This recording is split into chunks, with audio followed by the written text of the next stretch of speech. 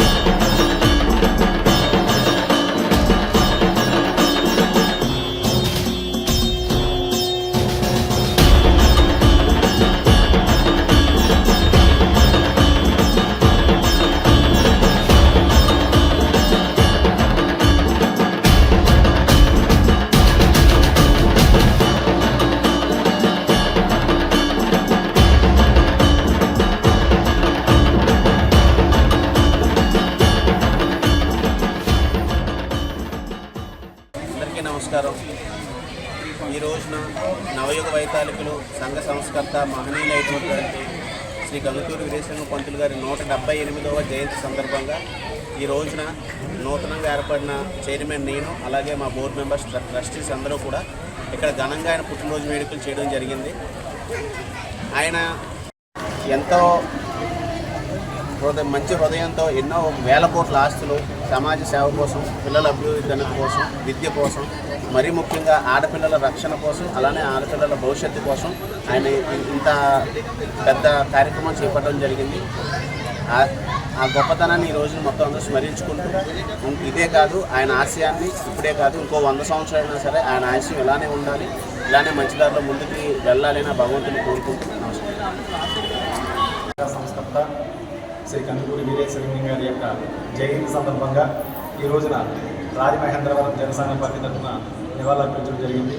ఆ మహానుభావుడు తీసుకున్నటువంటి నిర్ణయాలు కానీ, హితకారిణి సమాజం స్థాపించడం కానీ, తన యావదాస్తిని కూడా హితకారిణి సమాజానికి రాసివ్వడం, సంఘంలో ఉన్నటువంటి వితంతువులు ఎవరైతే ఉన్నారో వారికి పునర్వివాహాలు జరిపించేటువంటి ఒక మహత్ కార్యక్రమానికి శ్రీకారం చుట్టడం కానీ, ఆయన యొక్క ఈ రాజమహేంద్రవరంలో స్థాపించిన విద్యాలయాలు కానీ విద్యను ఎంతో ముందుకు తీసుకురావాలని, విద్యతోనే అభివృద్ధి చెందుతుందని చెప్పి ఆయన యొక్క ఆశయాన్ని ముందుకు తీసుకెళ్లడంలో భాగంగా ఈ రోజు వరకు కూడా ఈ కందుకూరి వీరేశలింగం గారి యొక్క విద్యా సంస్థలు నిర్విఘ్నంగా నడవడంలో కానీ, స్త్రీల యొక్క హక్కుల కోసం అతను పోరాటం చేయడం కానీ, ఈ సమాజం ద్వారా స్త్రీలకు విద్య ఎంతో అవసరమో ఆయన చెప్పడం కానీ, ఆయన యొక్క మార్గంలో నడుస్తూ ఆయన యొక్క ఆశయాలను ముందుకు తీసుకెళ్లే విధంగా ప్రతి ఒక్కరు కూడా ఆయన శిరస్మరణీయంగా గుర్తించుకునే విధంగా ఈ యొక్క జయంతిని ముందుకు జరిపించేటటువంటి పెద్దలందరికీ కూడా ధన్యవాదాలు తెలియజేస్తూ